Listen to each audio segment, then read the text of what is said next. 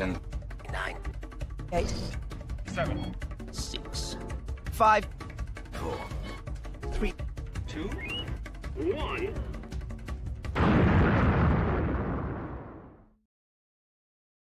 Hey, Hey, Skywalkers. hey, everyone.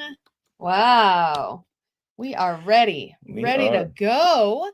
And Meredith is ready with a hey. Yes, she is. Hey, Meredith. Yay. Awesome. Man, to I have you. love red and blue. Red and blue are just good colors. Yeah. Oh, yeah. All right. Red and blue, the best colors on me. Now, Yes. is this? Oh, yeah. Let's bring up the brightness. There we go. Wow. Oh, That's much better. that was really bright. Wow. Okay. Yeah, we were a little. When not did you bright. get that sweatshirt? This long time ago, probably before the pandemic.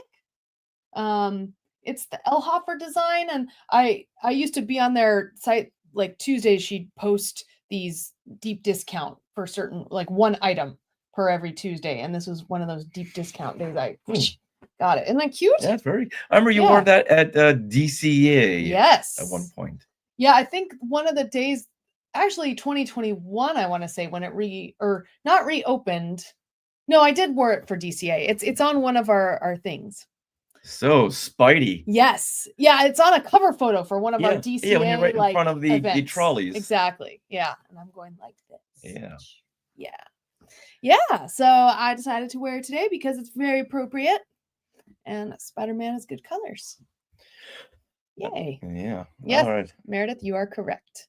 Elhoffer. And so don't you still get things from Elhoffer? No, I've kind of stopped since she dissed Ashley Eckstein online the day after we had that breakfast with her and Matt Lanter. Wow. Yeah. And I was like, okay, I don't like you anymore. How do you diss so Ashley I'm not going to Eckstein? support your company. Yeah, she just did because she thinks she stole her designs or something. I don't know. There was Look a whole, who's stealing what? There was a whole issue. That pot ain't calling the kettle black. Yeah. So, yeah.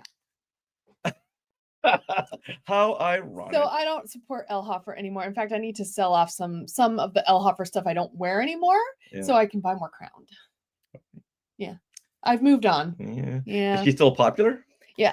As far as I know, but I've stopped looking at the emails. I've stopped. It's just one of those things. Yeah. You kind of get out of it. But yeah. Oh. Well, Glenn, it's nice to see you back. Now you can see us record about Spider-Man. Not Spider-Gwen, Spider-Man, but that's okay. Okay, let's see. And then we've got this ready to go. Can I just check this out? Yeah. Okay. All right. So once we start the Spidey discussion, I'll change the background and everything. Okay. All right, Skywalkers. Well, thank you for joining us. We're going to record our whole show today, and we're going to talk about Your Friendly Neighborhood Spider-Man. There really will be no spoilers since we're really doing kind of how this connects to the original Spider-Man comic series from the 60s. Wow. Speaking of 60s, we had that trailer today for Fantastic Four, which is totally going back to like the 50s and early 60s. It was really fun. Yeah. Richard, what are you doing? Come on back. We need to do a whole things we want to share on that presentation. Yeah, we'll do that next week. Okay. Oh. All right. So early opinion. But how did you like the Fantastic Four theme when we saw Michael Giacchino? Oh, I love that. Okay. And the trailer. The trailer was like, okay. Well, we'll discuss it on the next things we want to share. Yeah, I still want to see this movie. Let's forget about Spider-Man. Let's do Fantastic Four. But like the trailer was kind of boring. I don't know. All right, we saw a Shadow of Galacticus, but really it was all about good stuff. And it's like, well, where's the conflict in this film? And John Malkovich as Santa Claus. Oh, okay. All right. Are we? Wait, I'm recording. I have to record. Okay, here we go. Recording. Oh. Richard, yes. I'm waiting for my direction. Clap now. No. Flip. No. Clappy claps. That's better. Clappy clap flip. Whoa. No, that's hard. Clappy clap flip. No, that's hard to say. Can you try to say that? Clappy clap whip. How do you say that so nice? Clappy clap whip. Clappy clap whip. That's hard to do with my mouth. I can't. Okay. Well, try my mouth. I can't. Meredith is saying, I'm really hoping it breaks the curse. I think Deadpool and Wolverine broke the MCU Yeah. And so does downward this series. spiral curse. Yeah, I agree. I do like how they're marketing it as kind of a whole new beginning. So, all right. Yeah, now Jeff's saying Baby Galactus. Yeah. I keep wanting to say Galacticus. I said Galacticus because you said Galacticus. I can't say Galactus. I can only say Galacticus. You have practice from stir, whip. Stir, whip, whip, whip, whip. Oh, she means a Fantastic Four curse. Okay, yeah. Oh. Yeah, I see. Oh. Yeah, be specific. Yes. Yeah. If you, Well, I would have to say that Deadpool and Wolverine did kind of break that. Flame on. Yeah. Not really, though. Okay. All right, here we go. Here we go. This is what you can look forward to on this friendly neighborhood episode 502 of Skywalking Through Neverland. Hey, Skywalkers. What was that? Someone outside was making a loud banging noise. Okay. Hey, Skywalkers. If you're looking for your friendly neighborhood Spider-Man, he can be found right here, and he's bringing a lot of nostalgia. But you'll have to wait for that, because right now, we want to welcome you back to Skywalking Through Neverland. I am Richard Woloski, but now everyone, please say hello to my sweetie wife, Spidey Sarah. Sarah Spider. I like Spidey Sarah. Spidey Sarah. Spidey Sarah with my Spider-Man top and my bright red sleeves, and I am feeling very Spider-Man. I was trying to get alliteration, even though Spider Sarah is alliteration. It didn't have that flow. Didn't roll off the tongue. Yeah.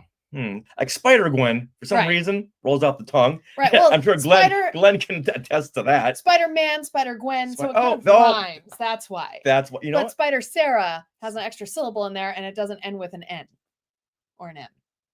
I'm so sorry. Yeah. Yeah. Well, Spider, my previous name, Heitman, would have worked. Spider Heitman. You know what we'll call you? Madam Web. Okay. Oh, no, I'm sorry. Wait. No. Okay. No. Delete. We'll call you my sweetie wife, Sarah. Okay. Skywalkers, we are your enthusiastic podcast destination for the many decades of your Star Wars, Disney, Marvel, and pop culture fandom. So it's time for your weekly Wookiee hug and your little sprinkle of pixie dust. Oh, and your Spidey thwip from our family of Skywalkers. For our family of Skywalkers.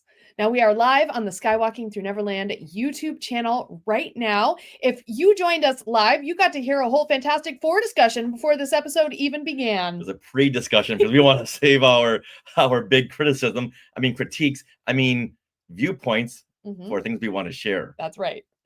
And now, if you haven't already, please subscribe and then click the little bell for notifications. And subscribing to this channel really, really helps. We are on the cusp of 10,000 subscribers on YouTube. Richard, how many subscribers do we have this week? This has been a banner week. Oh, okay. So last week we had 9,230 subscribers on YouTube. We always ask for 5 or 6 more. Well, you Skywalkers went well above and beyond and gave us 18. Whoa! 18 new subscribers. So we're at 9,248. Oh, that's my goodness. Awesome. We posted a lot of shorts. Yeah. And Albin Johnson from last week, he's got a big following, so I'm sure that helped. Yeah. Thank you, Albin. And thank you. Welcome to all the new subscribers. I hope you're enjoying the show. Now, we also climbed on Instagram, and we now broke the 4,450 mark. Yay. So that's pretty awesome. Is that where we're still at? Oh, whoa. No, now we're at 4,458. Whoa, my goodness. That's exciting. Oh. All right. All right. We can do it. I've got very, very, very positive feelings that we're going to hit our goals of 10,000 for YouTube and 5,000 for Instagram. Okay, and Meredith is coming in. Come on, let's make this next week a Bruce Banner week, or we're hulking out on subscribers. I love it, Meredith. Wow, that should be something. We're gonna make that into something. You're the queen of those of catchphrases. of catchphrases. Love it. Queen of catchphrases. Now, in this episode, we are so excited. We are breaking down the new Disney Plus animated series, Your Friendly Neighborhood Spider-Man. And we're going to compare it to the classic Spider-Man comic from 1963. If there's anything we love, it's classic Marvel comics. So that's really fun. We're also going to go over other classic Spider-Man or Spidey iterations and how they are referenced in this new show. The hills are alive with Spider-Man. Ooh, is that flashing forward to something? Are you foreshadowing? We will soon find out. Okay. But right now, we can say that we are so happy that we are being sponsored by Small World Vacations, and they are a diamond-level Disney vacation planner travel agency that can help you book your trip to a Disney park around the world, a Disney cruise, or a Universal theme park trip. Oh, we just got a hold of them for our upcoming Universal theme park trip. We are so excited. We're in the midst of planning with Lisa right now. And best of all, this service is free. Free? Yep, all free of charge. Why would you not want to use a travel agent? They do all the heavy lifting for you. So head over there to smallworldvacations.com for a no obligation price quote and tell them Skywalking Through Neverland sent you, but just don't do a whip. Okay, that gets very messy when you keep going whip and spider webs are everywhere. Yeah, they're it's very true. sticky. Takes an hour to undo. Now we are. Oh, that's your line. Now we are recording this episode from Long Beach, California on February the 4th, 2025. So Richard, what happened today in Star Wars history? Well, on this date, February the 4th, just 1 year ago, 2024, the 51st Saturn Awards, which honors the best in science fiction, fantasy, and horror, they are... One more time. The 51st Saturn Awards, which honors the best in science fiction, fantasy, horror, are presented by the Academy of Science Fiction. Wait a minute, hold on. Just get rid of this. Okay. The 51st Saturn... I didn't proofread this, did I? That's okay. The 51st Saturn Awards, which honors the best in science fiction, fantasy, horror. There are... Blah! Oh boy. Downward slope. All right. This is why we have rehearsals. Here, what? Okay. The 51st Saturn Awards. Okay. So start Okay. with on February 4th. Okay.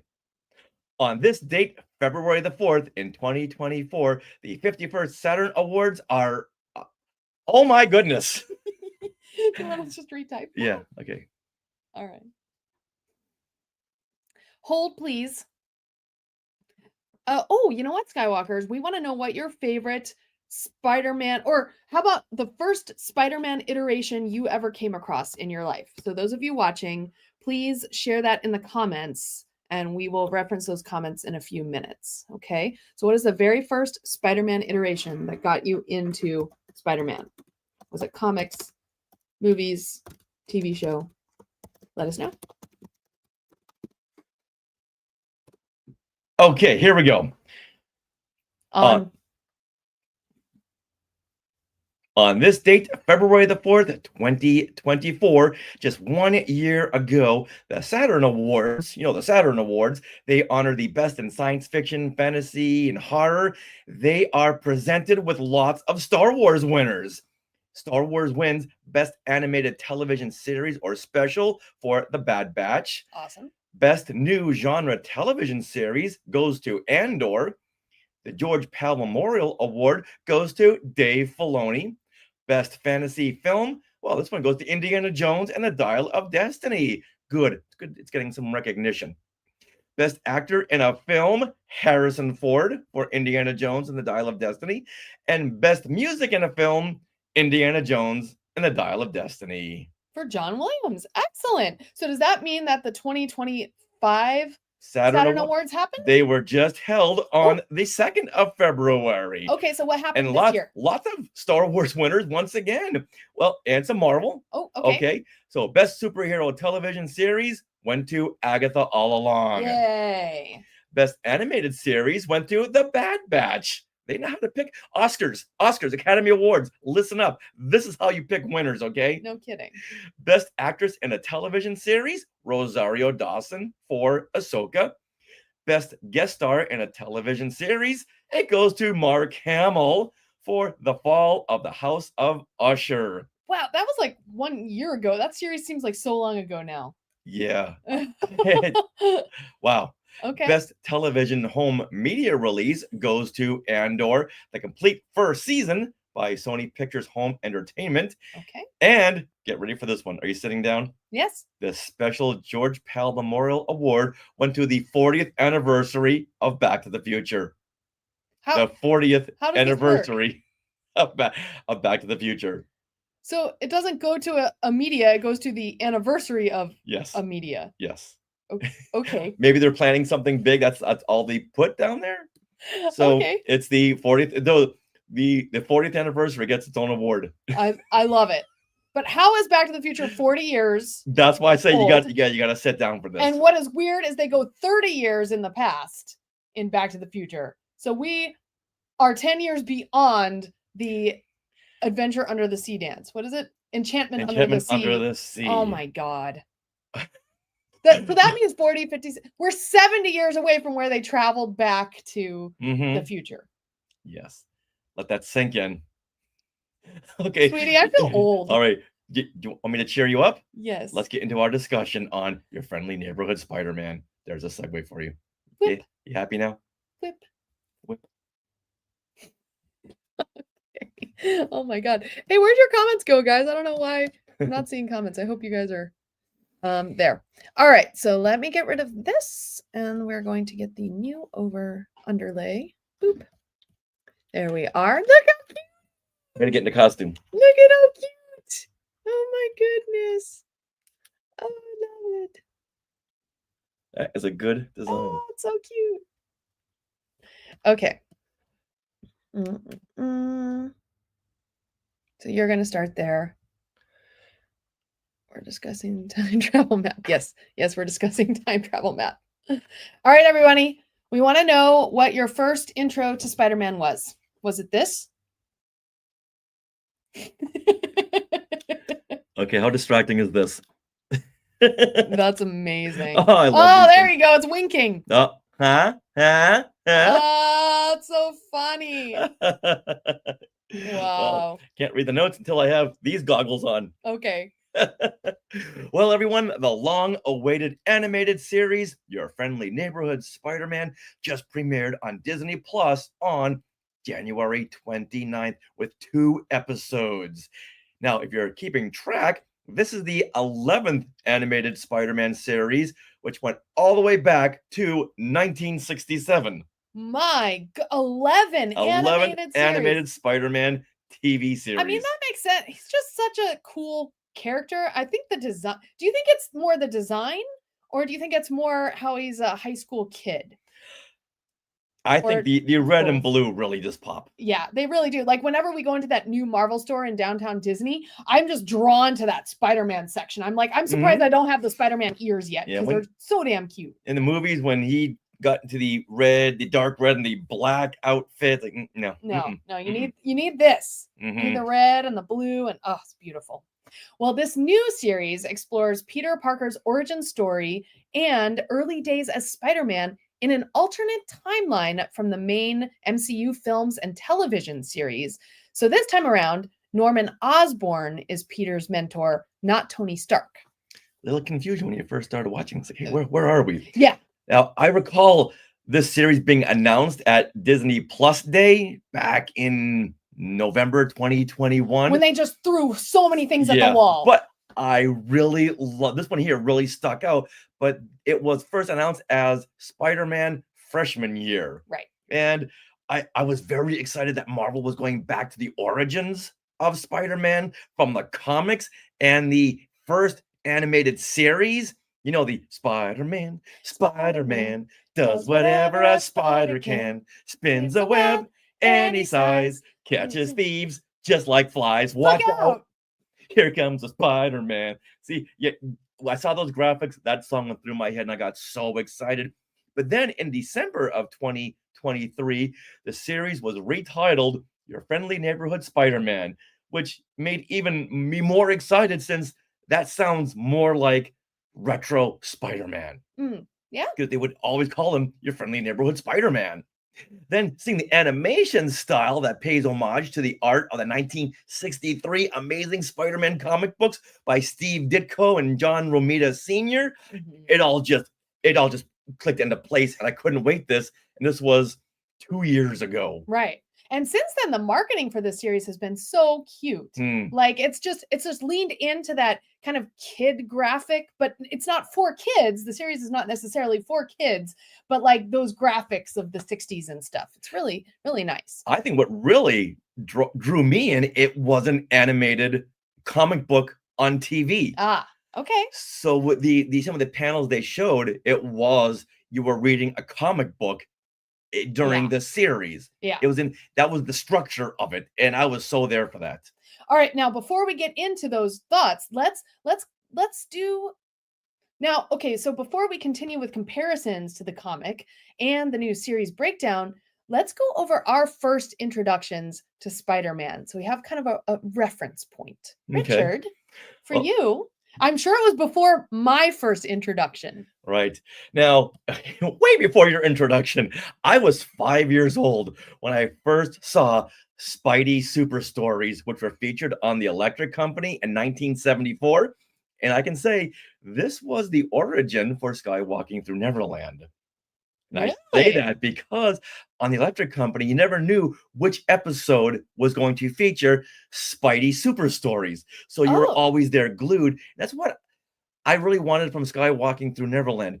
Every episode was going to be different. You never knew what you were going to get. Is it going to be a Star Wars episode, a Disney, a Marvel? And it was that structure of the Electric Company that really formed the basis and structure of Skywalking Through Neverland. Now, getting back to Spider-Man, these Spidey Super Stories, they were 5-minute little campy shorts. Now, were they live action? They were live action. Yeah, live that's what I action. thought. Okay. And playing Spider-Man was Danny Seagram. And I've been searching for this guy. I've been searching for him because I want him on the show. And for some reason, they didn't let Spider-Man speak. Oh, He always had thought bubbles. Okay. Now, if you know Spider-Man, he can't shut the kid up. He's very quippy. Very, very Spider-Man. quippy. And it had another amazing theme song. Spider-Man, where are you coming from? Spider-Man, nobody knows who you are. Nice. They never failed with their awesome theme songs. Then there were Spider-Man spin-off comics. Now, as a kid, the gateway into most anything was the merchandise. Okay. All right, Yeah, of course. yeah, like Yeah. Star Wars, kids played with the toys. The Planet of the Apes with me was playing with the Mego figures. My Little Ponies. I had those little My Little Ponies. I played with them in the bathtub. Oh, look at these. What? These are original Spidey comics. Oh, can I see No. Mm-mm, mm-mm. So these are the comics I would read because they them? were easy reading. Now, okay, they're Electric Company comics. And so this was after the original comic book run of Spider-Man. Yes. This is the mid 70s, right when the Okay. Spidey Super Stories. You know what? I just noticed this. There's a little Easy Reader right over here, and he says, Easy Reader says this comic book is easy to read. But you know what's funny about that is the font is about a 5 point. So it's really hard to read that. Yeah, and do you know who that is? That's Morgan Freeman. What?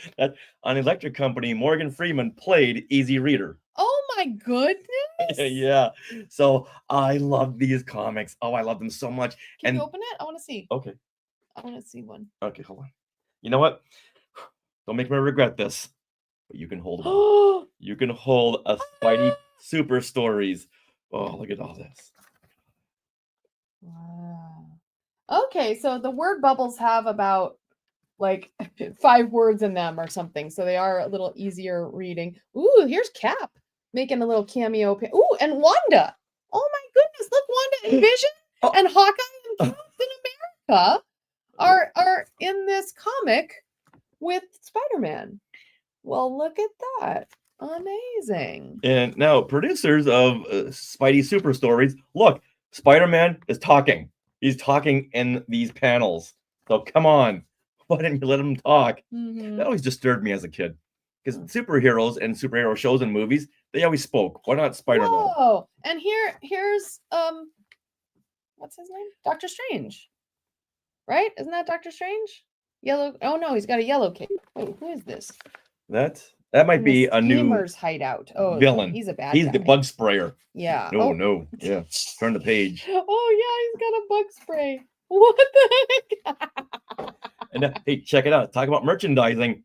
This is my original Mego Spider-Man doll. I mean, Oh, sorry, action figure. wow. There he is right there.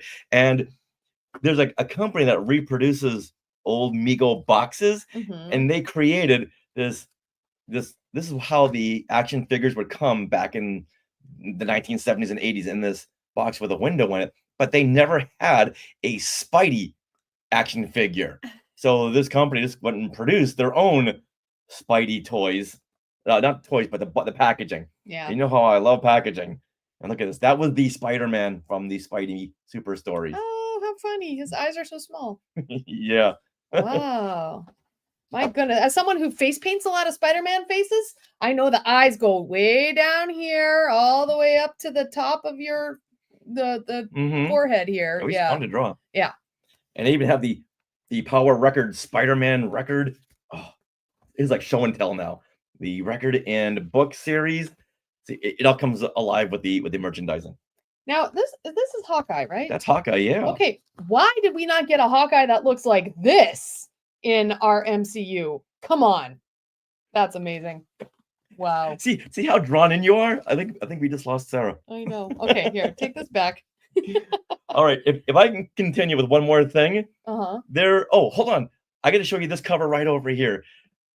Then all of a sudden, one day, this showed up at my doorstep because I would have these delivered in the mail. Oh. This showed up. The Now, what is Star this? Wars Spidey Super Story. Oh my goodness, cover. that's the Star Wars cover. Yes. And who is that in the background? Is That's that Phil Doctor Doom. Dr. Doom That's is in Dr. the Doom, background in the yes. Darth Vader like head pose, Yes, right? like, the And then- Star Wars poster, you had the big Vader helmet Yeah. looming in the background. It's like the Hildebrandt poster. Yes. And so Spider-Man here is carrying a lightsaber. Yeah, a and, red And lightsaber. he's in the Luke pose where he's Mhm. got it held above his head. And then who's playing the Leia? I don't know who that is. Okay. It's green. But as a kid, we had this was the ultimate crossover. Yeah. Spidey and Star Wars. Oh my goodness. That's amazing. When that showed up at my door, my mother held it until I finished school that day because she knew I was not going to go to school if this was sitting right there waiting for me. Wow. Even being 20 pages would have taken me all day to read. Loved it. That's amazing. All right, but then in 1977, there was a Amazing Spider-Man live action series. And this ran for 2 years. And this starred for Sound of Music, Friedrich von Trapp. Yes, Nicholas Hammond. Oh, he's Friedrich. I'm sorry. Okay, I'm so sorry. And then when we went to go see, I didn't see Sound of Music until I saw it with you. Mhm. And when I'm watching it, it's like, that's Peter Parker.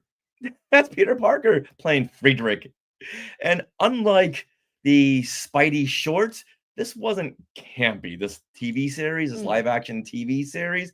And it really should have been. And the way the 1966 Batman series was campy as well. I see. In an interview, Nicholas Hammond said that we were trying to do something very serious, more serious than Batman. And this wasn't a joke, which I applaud that. But when you go look at the end result, the spider effects, the webbing, and him swinging across New York City and the stunts, they were very campy. Okay. Even if they didn't intend it, it was very campy. So I didn't really hang with the series too long because Spider-Man had like this big belt, and it wasn't my Spider-Man. So Got it. I couldn't hang with you. I'm sorry there, Nicholas.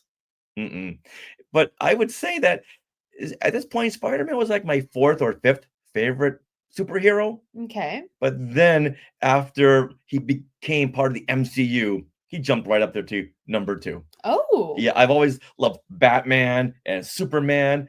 The Hulk was above Spider-Man and then Spider-Man, but Spider-Man jumped up a couple notches, but Spidey's still one little notch behind Batman. Okay. Okay. Oh. So MCU Spider-Man is a notch below Batman.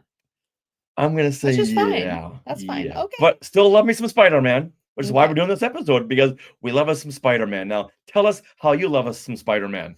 Okay. Well, so based on the year I was born and what I was into, uh, I didn't really get into Spider-Man. Spider-Man didn't hit me in comics. It didn't hit me in any TV series because I wasn't a big TV watcher. So it really was the 2002 Spider-Man movie, the Sam Raimi film with Tobey Maguire as Peter Parker. So I'm in college at this point, almost done with college, that I got into Spider-Man and really knew his story. So the Tobey Maguire Spider-Man is my first Spider-Man. Kirsten Dunst as Mary Jane. I was super into her.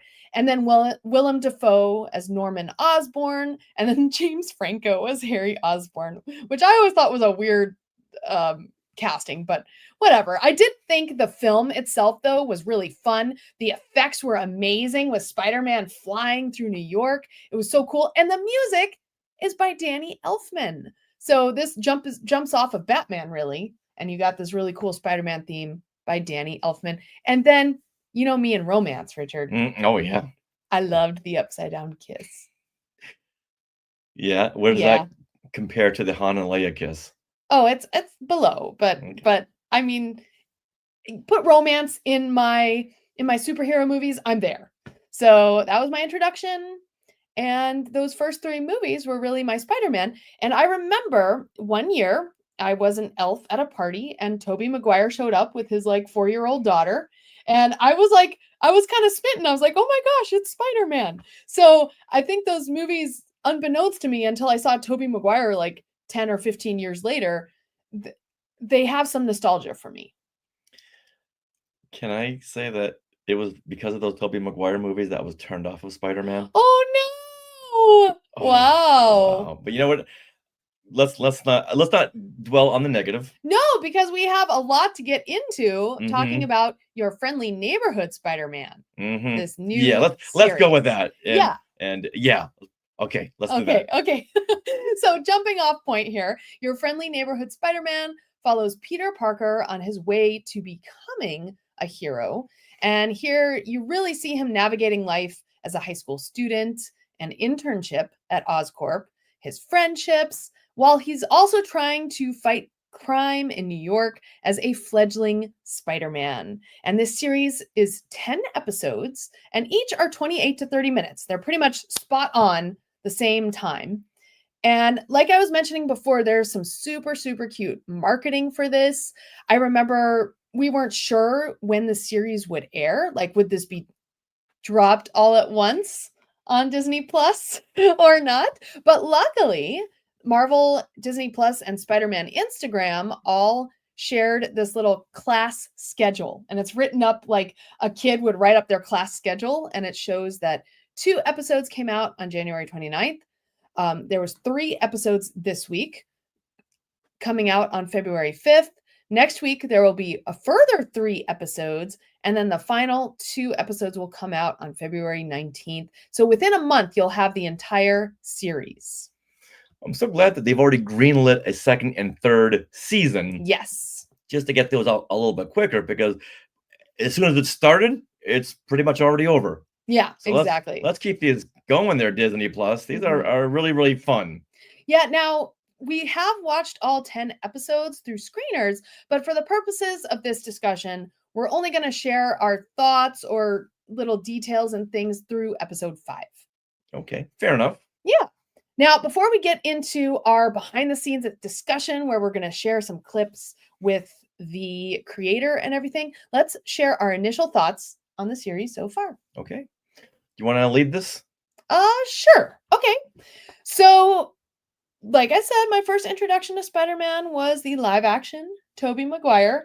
So I really appreciated this comic take on Spider-Man. I mean, Into the Spider-Verse was a little like this as well. Very much so. It was like a comic book brought to life in a movie. I love those movies. Oh, me too. And in this version, you have a little similar idea of that. However, they really leaned into that 60s comic book artwork. And so from there, that was the look of this series, and it was really cool. And I love this take.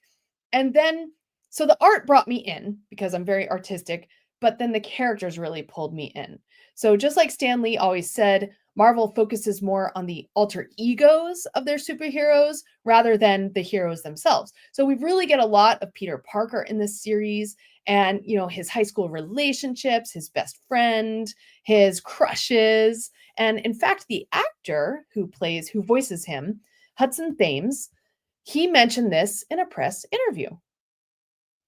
So we'll play. He basically said he was surprised at how much Peter Parker there was. Okay. So yeah, so about episode 7, I was getting really emotional when those relationships are tested more. And I just feel like this whole series is very, very well crafted. There's some great attention to detail. As we did more research on it, there's lots of little Easter eggs and things from different Marvel characters that we're seeing the origins of, especially his foes. And I love seeing the seeds of these characters start to sprout in new ways. And then there's the practical things. So, you know how sometimes in animation, a kid at school will have a backpack, it'll disappear in the next scene, and then the other scene, it'll be there again when he needs something. Well, in this series, breaking continuity. Yes. In this series, Peter Parker is always carrying his backpack. His backpack has his Spidey suit in it, so it makes sense. It doesn't just appear when he needs it. And I just love this attention to detail. This little things that's just really I appreciate. Okay. Now, for me, I gotta change our background lights to red. Oh, hold on. To red for Spider-Man. Oh, okay. There we go. All right. Now, I've been saying, I was really excited about this series because they were really leaning into nostalgia. But I was wondering, where are you going to take the 11th Spider-Man animated series? I didn't want another origin story. We're done with that. But they did it in a very different, unique way, which we'll get into in just a little bit. But like I was saying earlier too, I like the comic book style where you see the panels. It's not just your regular cartoon, your regular animated series, but you actually see the panels of the comic within the frame. Yeah. Sometimes we'll show you 2 frames. Yes. I love that so much. Like when he's about to get bit by the spider, the screen turns into 3 different panels. Now it's like a split screen. It's a split screen, and you see on one side you see his face, on the other side you see Nico's face. They're just meeting. Nico's his friend. They're just meeting for the first time, and in the middle you see the spider crawling in his neck, and then all of a sudden it zooms into that middle one and bites him. I really love that because it harkened back to Spidey Super Stories because that was all presented, that was all structured in that way. Now, I love me some crossovers. And when that first episode we saw Doctor Strange, I knew that, I loved in the comic when they were always cross over with different characters and seeing Doctor Strange. I knew that, okay, this was going to really delve into the whole Spider-Man superhero universe. I was happy with just one hero, but seeing Doctor Strange, great. Then, now this is not a spoiler because it's been publicized everywhere, we see Daredevil come in just a few more episodes. So now we have crossing over of different heroes, and I'm sure this having Daredevil here is a big hey, Daredevil Reborn coming soon to Disney Plus. Yes. It's a commercial. Now, and voiced by Charlie Cox. Yeah. Now, if I'm going to take away a point, I would say it's a little over the top with the voice acting, which is not something I wouldn't say that was a fault of the actors, but more of the direction. And I know in the old nostalgic series, you had very over-the-top performances. Now, it's I find myself yelling at the screen like, Peter Parker, bring it down, Peter. Now, if I'm saying that, they're going way past 11. And I know Peter Parker is a nervous teen, but you don't need to say everything that's on your mind. Sometimes it's a little too much. So if I were to take a point away, it'd be for leaning into the overacting of the voice actors. Okay. Now that being said, I think Hudson Thames did an excellent job in playing a Peter Parker that it sounds a lot like the actor from the MCU. Yeah, Tom Holland. Tom Holland. Yeah. In fact, for a minute there, we were questioning. I was like, "Wait, is that Tom Holland? Hmm. His voice?" So yeah, I think he does a great job. He does, and he's doing exactly what he's being directed to do. Yeah. But once again, it's a little too much even for me. Huh. Wow. I didn't get that at all. So that's All right. your critique. All right, now let's get into this important question. Where does this fit in the MCU? Yes, because once again, Tom Holland is not Spider-Man. It's not the Spider-Man we know from the MCU because Tom Holland as Spider-Man was mentored by Tony Stark. But here we hear references to the history of the MCU, like the Sokovia Accords or the Battle of New York. They even reference the big superhero fight at the Berlin airport Mhm. because that was where Spider-Man was like introduced in the MCU, was Yeah. at that fight. And since he was there at that incident, Yeah. that was an early tip off Yes. that this is not in the regular MCU timeline. Exactly. So right there, I got a little worried because I thought we were done with the whole multiverses. Right. And so we did a little digging, and this series is part of phase 5 of the MCU TV series, which also includes Agatha All Along, Hmm. Daredevil Born Again, which makes sense, Hmm. among others. Now, this Daredevil, I don't think is supposed to be the Daredevil from Born Again either. I think this is just like its own. No, 'cause this is its multiverse. own multiverse. Right. So we're not in the main MCU timeline, which kind of I'm not crazy about that because when Deadpool and Wolverine destroyed the timelines, the multiverses, it was a huge relief for me because it was just getting way too messy and there were no stakes because someone could die and come right back again. So when that happens, I find it very hard to connect with these characters, knowing that they could die and it doesn't matter because we're gonna see them in a standalone movie in just a few months. Now, Jeff agrees with you. The MCU is confusing. It's he says. it's just do away with the whole multiverses, and I thought we were done with that. And when I saw that this was a different multiverse, you know what? I'm gonna take it down another point. Well, keep in mind this series was created during this multiverse time before multiverse fatigue. So this particular season, was announced, what did you say, 2021? 2021, yeah. Right. So this has been in development a long time. Okay. And this series was originally intended to be set in the main MCU continuity, but when the head writer and executive producer Jeff Trammell, yes. Continuity. Okay, continuity. What did I say? Continuity. Okay, continuity. Now, the series was originally intended to be set in the main MCU continuity, but the creative team found this too restrictive for storytelling purposes. And according to head writer and executive producer Jeff Trammell, that's what he mentioned. And by putting this on its own timeline, it allowed the series to explore familiar ideas and characters in new ways. I agree 1000%. But with that, maybe do what the Batman is doing with the DC universe and setting itself apart. It's its own standalone. Oh, okay. So you prefer like a I prefer its own standalone. standalone. So you could have Doctor Strange and Daredevil, but have it be its own standalone instead of having it rolled into this multiverse. I think it is becoming its own standalone by default, because even though it was intended to be part of the multiverse, I think the MCU itself is kind of doing away with the multiverse. So by default, this series is a standalone thing. So I think you're going to get your wish. Maybe season 2. Yes. We'll get there, but hooey. Yeah. Hooey. Deadpool, we need you. We need you now more than ever. You're our only hope. Yes. So now who is this Josh Trammell? Trammell. Trammell. Yeah. So who is this Did I say Josh? Yes. So who is this Jeff Trammell? Trammell. So who is this Jeff Trammell? What is it? Trammell. Trammell. That sounds so wrong. So who is this Jeff Trammell?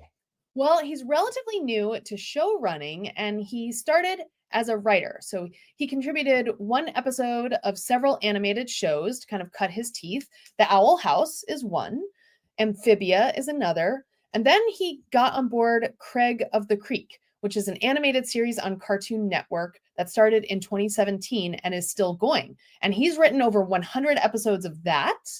And Spider-Man is now his first series as showrunner. Wow. Yeah, so what he did, he was writing Craig of the Creek, and he went in to pitch a series to the Marvel offices, and Marvel was like, we don't want that, but how about Spider-Man? Why don't you take on Spider-Man? Okay. Yeah, so right place and right time for that. Okay, Jeff is helping me out here. Oh, okay. Tramel, Superman's uncle. Tramel. Oh, like Kal-El. Yes. Okay, Tramel. Trammel. That helps. Tramel. Trammel. Yeah. Tram is the, Right. like a That's tram. the operative. Yes. That's the enunciated vowel, whatever. Yeah. Inflection? It, I don't know terms. All right. Can I tell you a fun fact? sure. Okay. So Trammell, when he was writing this series, considered including a young Jessica Jones as Peter's classmate. I would have liked that. I think I that would would have have been liked that. fun. That would have been really, really fun. Yeah. She's very underrated. But one thing he did do that's different from any other Spider-Man iteration is there's no Ned in this series. You know, Peter's best Oh, friend Ned, Yeah. right? It's his armchair guy. He's his armchair guy. Well, in this series, his best friend is Nico Minoru. And so, fun fact, Nico, we didn't know that name, but a lot of you Marvel fans do. She is part of the superhero team, The Runaways. Hmm. Yeah. That was that short-lived series on ABC. Right, but it's also a comic. Mhm. And in The Runaways, Nico's mother is a master of the mystic arts, but her mother and father are super villains. And Nico, though, follows in her mother's footsteps in terms of mastering the mystic arts with this staff of one. And she becomes the leader of the Runaways, who are fighting against the Prime, which is her mother and father and like this bad super villain team. Okay. And she's a powerful sorceress. And she becomes the leader of the Runaways. Okay. Yeah. You know, I wish I had known that going in. There's a lot about this character I wish I had known going in. So Nico in this series wears this purple necklace, which really reminded me of Agatha when we were watching. Oh yeah, and she kept hanging on, and it's purple, so it's like, okay, yeah, where's that going to come back? What is going on? Yeah, so there's some foreshadowing. This necklace may be a reference to the Staff of One, which I think gives her sorcerer powers. Yes. Yeah. That's all we'll say with that. Right. Yes. Right. Well, in the Runaways, I'm saying. Okay. Yeah. Okay. In the series. But in this series, her necklace is featured in every episode, so feel like there's going to be something there. Yeah, she's always yeah holding on to it mm-hmm. in the okay, yeah. Yeah. There we go. All right, so let's go over the voice actors from these first episodes and where else you may know them from that we may know them from. Mm-hmm. So first of all, Peter Parker as Hudson is played by Hudson Thames. So Peter Parker is voiced by Hudson Thames, and he played Peter Parker in the What If Marvel series. Yeah. Okay. He does a great spot on Peter. He does. He really does. And he was in the CBS show Ghosts as Crash for one episode, among other credits. But I'm just bringing up credits that we would know them from. Okay. Yeah.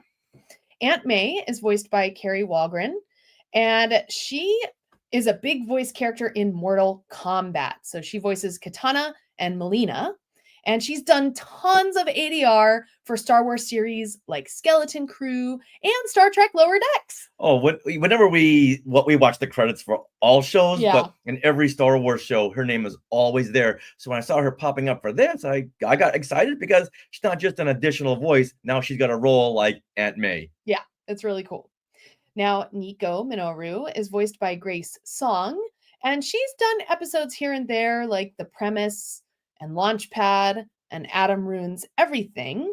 I think this is her first big role. I mean, this is like a lead, a supporting character. I'm not familiar with her other credits, but maybe some other people are, and they go, hey, yeah, these are big. Yeah. Now, Norman Osborn, he's voiced by Coleman Domingo. Yes. I know that name, but I couldn't tell you where I knew that name. And he's got a lot of credits, but he isn't in anything that I recognize. So I'm still very curious. How do I know that name, Coleman Domingo? When I went to his IMDb, his face was very familiar, And he's won a Primetime Emmy for a guest actor as Ali in Euphoria. This is like a show that deals with drugs and stuff. And he's also produced and starred in the indie film Sing Sing. And he's won multiple awards for stage and screen. He's been a writer on different shows. He's been in Steven Spielberg's Lincoln. He's been in Selma. He's been in so many things, but we just really haven't seen him. Yeah, I know his name. It aggravated me that I couldn't figure it out when we were watching it. Now, I do have to bring up Pearl, which is Peter Parker's crush. She is voiced by Kathy Ang, and she played Morgan Elsbeth, the younger version, in the Tales of the Empire series. I thought that was a fun little Star Wars connection. Great crossover. Yeah. All right, and then Harry Osborn is Norman's son, and he is played by Zeno Robinson, and he's done additional voices, so he's always in that ADR people for Spidey and His Amazing Friends, for Marvel's What If, and he was in Star Wars Tales of the Empire as Amar. Yeah, it was he and Barriss Offee, and they were being turned into Inquisitors, and Amar said, "No, I want nothing to do with this." So the Grand Inquisitor, he made short work of him. Oh no! Yep. Oh boy! Didn't last long. Sorry. And then, yes. Oh, I guess I shouldn't bring that up yet. Okay. Yeah. All right. So those are some of the cast of characters. But now let's get into the big question. How does this series relate or pay homage to the original comic run? Now, here I do recommend you watch the YouTube version of this because we've put together a slideshow that will really show you the compare and contrast of this. All right. So Jeff Trammell wanted to visually separate this series look from all the other, 11 Spider-Man series? 10 preceding this. 10 preceding this, and also specifically the Into the Spider-Verse films. So let's hear what he says about that. So really they use this comic book style from the 50s and 60s, is what he says. Okay. Do you want me to play it or? Yeah, we're good. Okay. Jeff Caffrey says, I love Marissa Tomei's Aunt May. Absolutely. Not just Aunt May, but hot Aunt May. Yeah, I know. It's so funny. So, Richard, this is where that early comic book style comes from. Mm-hmm. What makes you so excited about this series? This is what took me in. Yeah. I said, hey, Rich, we're dealing with some nostalgia here. Nostalgia Spider-Man. Like, all right, put me down for one. Now, he does mention, Jeff mentions that specifically they went to the Spider-Man series that features art by Steve Ditko and then John Romita Sr. And this covers the series from 1963 to about 1970-ish. So we're going to show some slides here that really show you this comic book art.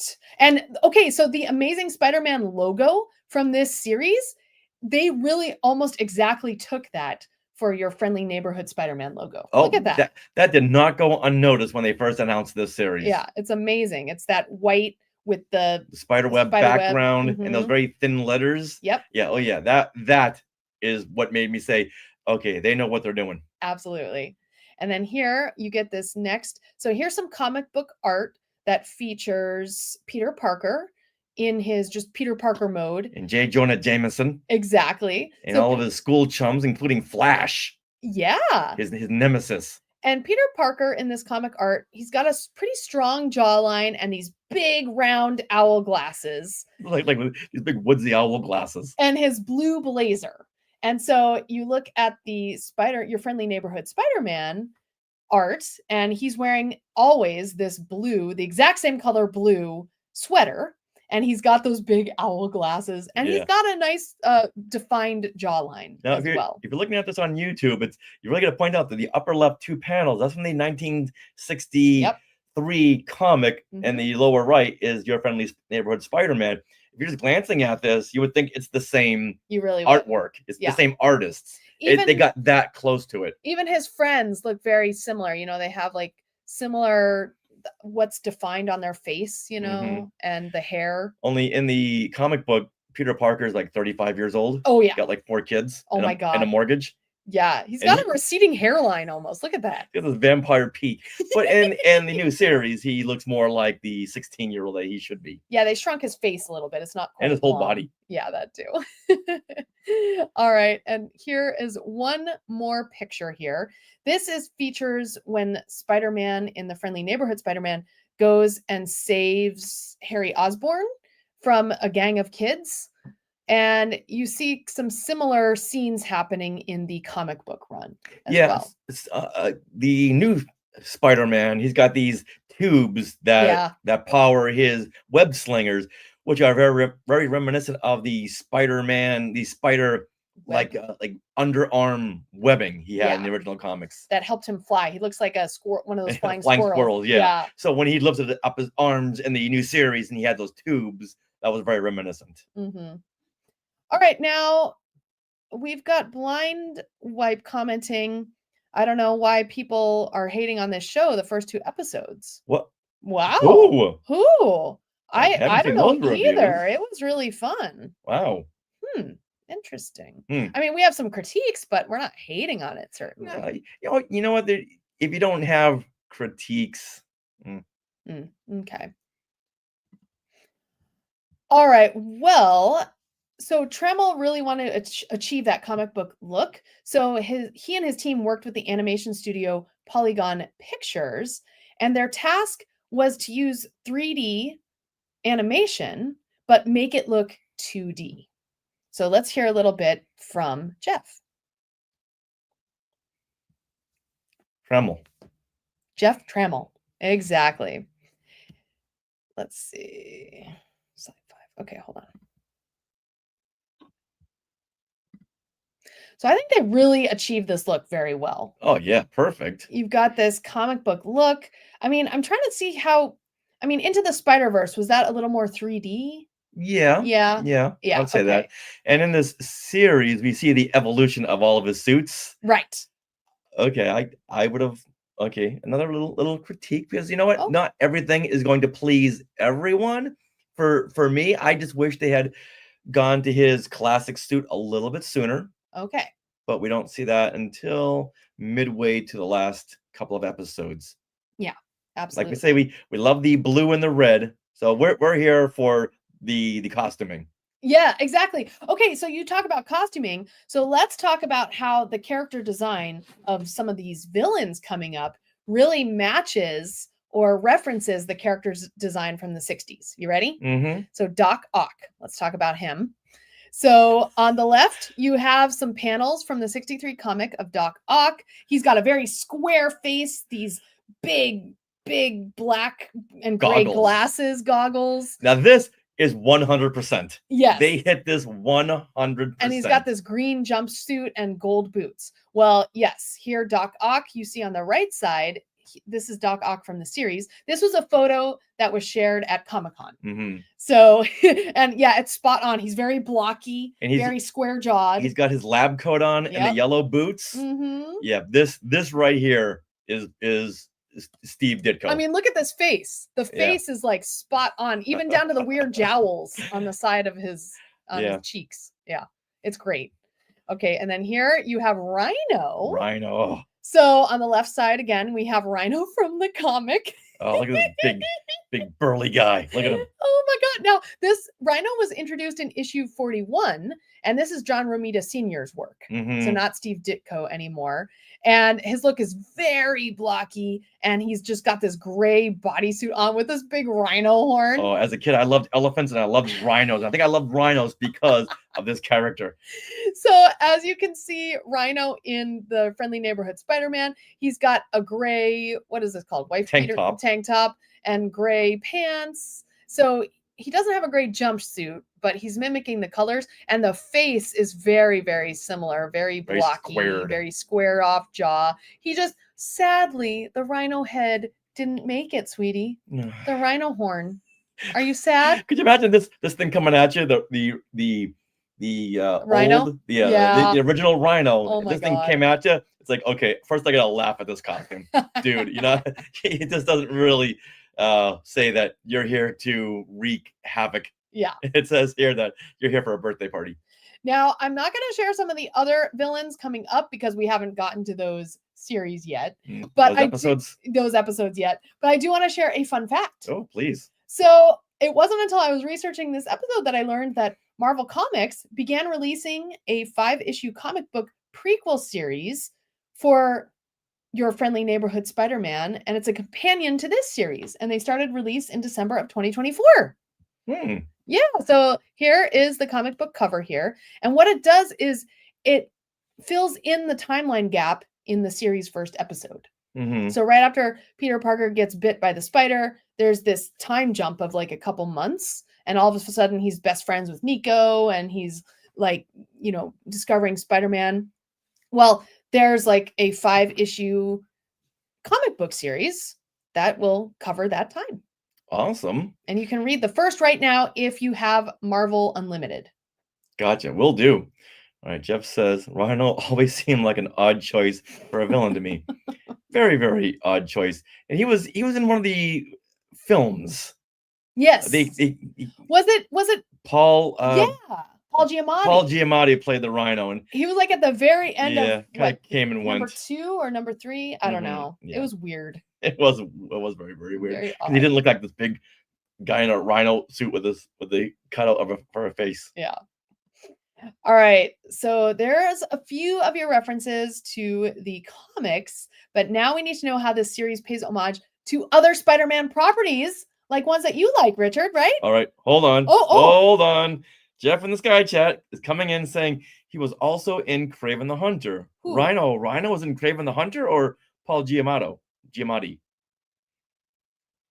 I don't know. Did that movie already come out? Yeah, he was very anticlimactic. Yes. Yeah. So once again, I think so. Didn't it come out like last year? it's supposed to come out in October, but who knows? I don't know. Yeah. Rhino was in Kraven the Hunter. Yeah. What? That's So crazy. Jeff, let us know about the release of Kraven. Oh my. Sony, stop. Just leave it to Disney in the MCU, okay? All right, so now, how does Your Friendly Neighborhood Spider-Man pay homage to other Spider-Mans? Other Spider-Man? Spider-Man. Well, the opening title music begins with the Spider-Man theme song, Richard. You forbade me to sing. No, So you can I- can sing this. Spider-Man does whatever a spider can, but I can't sing the new theme song Uh-huh. because it has more of a rap mix. Right. So they mixed a rap over that Spider-Man theme song, and this theme song is called Neighbor Like Me. It's by the Math Club. And it's really sampling the Spider-Man 1967 through 70 theme song. They do a very good job too. I thought it was cute. Yeah, I was into it. Even though I was rapping, I was like, "Oh, I'm down with this." As we watched the opening titles. Mhm. So, So according to Jeff in the Yes. Sky Chat, Kraven did come out. Oh. He only saw it because he has the AMC A-list. right. So you can go to whatever movie. Nice. Oh my goodness! The fact that it came out and we didn't know about it. Yeah. Okay, moving right along. Hold on. Okay. All right. So now, also there's so many Easter eggs in the opening titles, but I'll just bring up a couple. So the opening titles have the little Spider-Man versions from the top left corner of your comic and through the years. So here it goes through like these there's little- like these little 5 tags. iterations. I'm not Yeah. sure if these little things have names. Like when Star Wars, it's always like Luke looking like He-Man with the red lightsaber. Right. Yeah, this one is they just share a bunch of these, and it says Marvel Comics Group 12 cents. And the opening comic in 1963 was 12 cents. Mm-hmm. 12 cents for your comic. I thought that was so cute. Okay.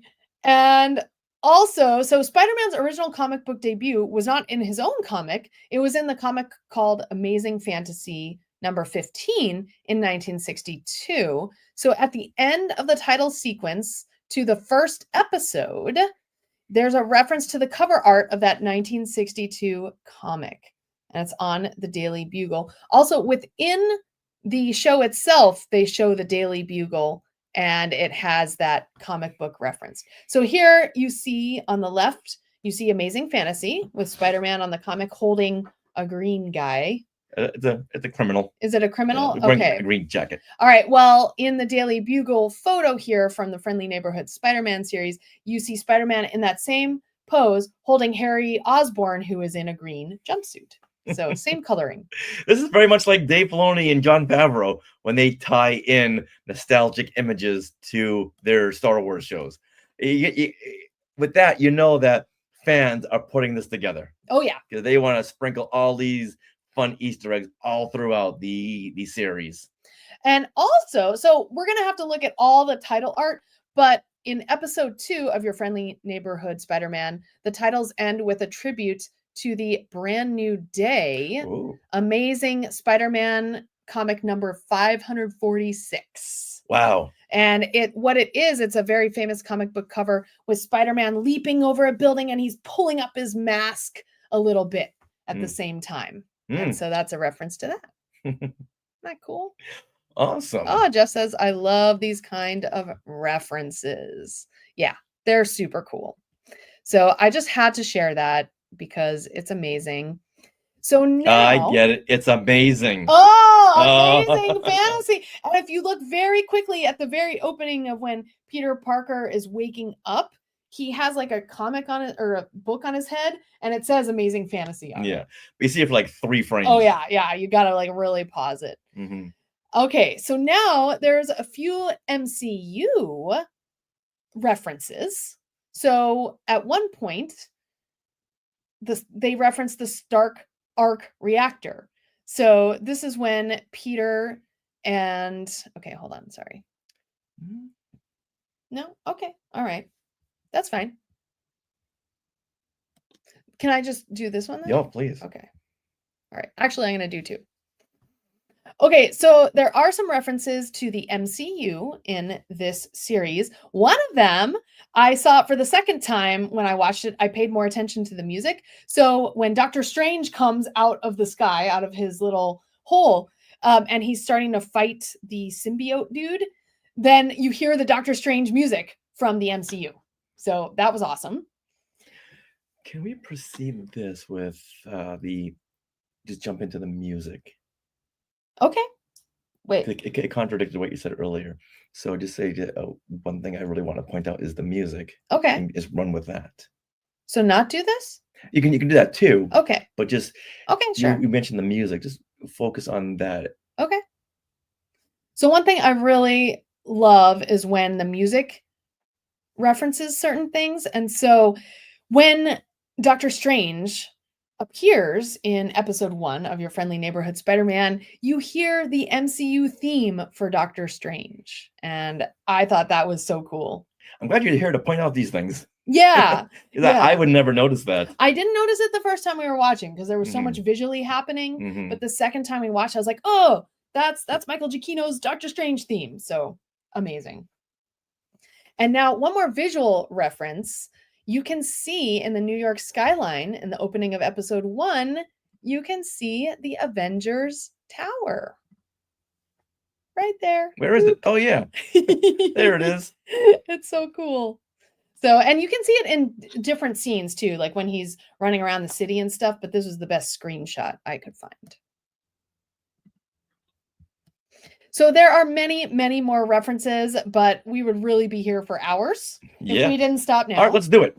No, No, you know what? Skywalkers, watch the series and tell us what references and homages that you see. We want to see from your perspective as well. Yeah, let us know in the comments. We would love to know that. So it's clear that the creators of the series just really love Spider-Man and have done their homework in referencing the classic comics, even down to the names of characters that become villains later. You know, things like that. Like almost everyone that Peter meets in his internship, I think, become villains down the line in the classic comics. So it's neat. Yeah.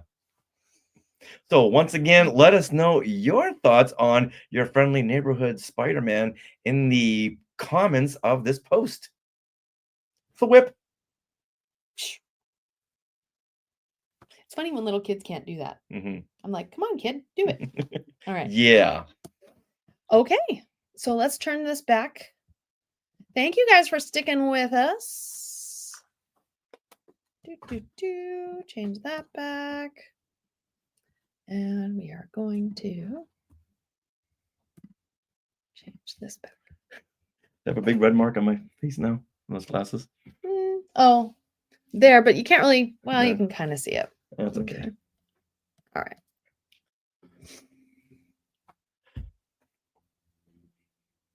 All right, Skywalkers, it's the first show of the month. You know what that means? That we spread the love to you, the Skywalking Force. That's right. We want to thank you so much, Anthony Kakias, Blessed Cheesemaker, Bryn McKinnon, Carl Fox, Jacob Christopher Marino, Courtney Turkel, Dale Erdman, Darren Irvine, Dave Kerwin, Don Glover, DynastyBook.net, Garrett Sessions, Glenn Stein. Goalie Rob. Is that No, Okay. it's different. Jeremy and Heather Hunt, Joey Pittman, John Liang, John Zancanaro, Jonathan Chiato, Jordan Paley, Julie Caruana, Julie and James Gildersleeve, Justin Smith. Cato Toby Ryder. Happy birthday, Cato. Today's his birthday. Oh, Kristen Carr, Kelly Turkel, Laura Bryce, Leanne Nelson, Meredith Duckworth. Hey, Meredith. Michael Corbett, Michael Nip, Mike Ward, Nancy Steinman, Patrick Pine, Patty Hammond, Peter and Norma Heitman, Patty Nazarian, Reynold Gobet. Ryan Wiltberger. Do you forget Patty Nazarian? I said Patty Nazarian. Okay. Just for safety's sake.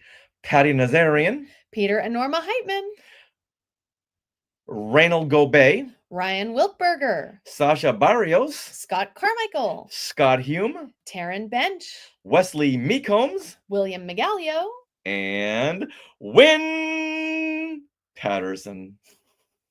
Thank you to one and to all. We can't thank you enough for supporting Skywalking Through Neverland over 11 years and 502 episodes. Woo! All because of you.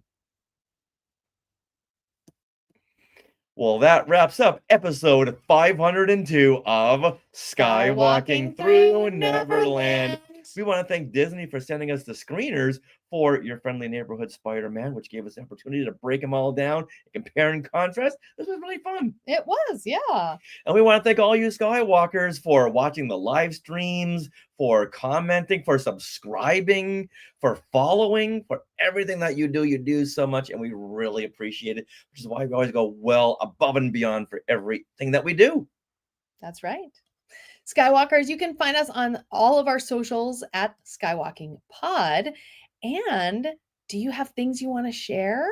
Well, every Monday at 6 p.m. Pacific on YouTube, we go live and we share things that we've done the past week or things we've acquired, maybe some collectibles. And we invite you, Skywalkers, to come on and share something you've done or share something you've just added to your collection as well. This week, Julie Gildersleeve came up and we were able to share what Julie and I did at the Run Disney Expo. That was really fun. Lots of Ahsoka talk. And then Richard, you share trivia. Yes. Yeah, it's a way to workshop our trivia. So if you want to see some behind the scenes or get in on that, join us. Thank you very much for your comments and for your help. Now, are you interested in our books? Autographed copies of Today in Star Wars History Part 1 and 2 and Skywalking Through My Fandom, the interactive notebook, are available now at skywalkingthrough-neverland.com/book. Would you like to support Skywalking Through Neverland and hear your name listed every month on this show? Well, you can consider supporting us through the Skywalking Force, which is our Patreon. Not only do you hear your name every month, you get your name in the credits of every YouTube video we do, and you also get access to our former Zoom discussions and now our live stream StreamYard discussions on Disney Plus shows. Daredevil Born Again is coming up. Oh, in a few We're going to weeks. need to talk about that, Oh, right? Yeah. Also, the movie. We should do a movie discussion on Captain America Oh, and the, what is it? and Captain America: Brave New World. That one. Yeah, that one. Yeah. So this, A Whole New World. Oh my God. Someone's got to do that mashup. I want to see a reel. Oh, wow. Well, that bonus content begins at only $5 a month. You can head to skywalkingforce.com, have a look at the options. And thank you once again, those of you who are part of the Skywalking Force. Now, we want to thank our sponsor once again, Small World Vacations, for their continued support. Thinking of a trip to a Disney park, a Universal theme park, or a Disney cruise? We can fill out a get a quote form at smallworldvacations.com today. Their vacation planning service is free of charge, so check it out and tell them Skywalking through Neverland sent you. But just don't add in a whip. Once again, spider webs are really messy. We are part of the Skywalking Network, where you can also find other great shows like Talking Apes, The Neverland Clubhouse, the Max Effects Podcast, Totally Tell Me Everything, Star Warsologies, and the YouTube shows Collectopolis and Today in Star Wars History. Now, don't forget to stick around for bloopers and other fun bits that didn't make it into the show. And Always remember, the whip, and Neverland on Alderaan. I should say it with you, and Neverland on Alderaan. all right. Before you say that, Oh, okay. all right, everybody. Do you want to do this part again? It was very still. Okay. Well, so we didn't use the Stark arc reactor. No, Okay. it was really the Doctor Strange The music. music. Okay. Okay, so So I why would, don't you lead me in and Okay. say, all right, so now one thing we didn't really point out other than the Spider-Man theme song is Marvel music. Ooh. Where did we hear MCU music in Your Friendly Neighborhood Spider-Man? So we were just watching this episode today, and it was only the second time through that I noticed when Doctor Strange comes out of his portal and starts to fight that symbiote in front of the Midtown High. That's when you hear Doctor Strange theme from the MCU. Yeah, Michael Giacchino's theme. Yeah, see, I'm glad you're here to tell me these things because that went right over my head. It was really cool. Nice. And then what do you see in the very, very background? Okay. Are you going to lead Yeah. in? Do you want me to say it? I already did. Oh, okay. Okay, then we cut to, Okay. This. we see, Avengers Tower. Avengers Tower right there under the big red arrow. Now that big red arrow does not appear in the show. We just want to show you where Avengers Tower was because I missed this as well. There's so many Oh. Easter eggs. There's so many references. There's so much to each and every one of these episodes. And this is but a taste. Okay. Perfect. All right. Thanks for that. All right, Skywalkers. Well, we are done with this live stream. Was it good? Yeah, we're How was the good. episode? Well, bam. All right. Well, thank you for joining us. We love your comments. Let's see, Meredith and Jeff, you really commented a lot. Thank you. And Blind Wipe Yeah. Let's see. and Glenn, if Glenn is Oh, the yeah. Moon Dragon, what is that? That was that character in the comic. I don't know. okay. That picture we showed. All right, everyone. We will see you later on. Yeah. We're going to get this episode out on Thursday. All right, bye-bye. Bye.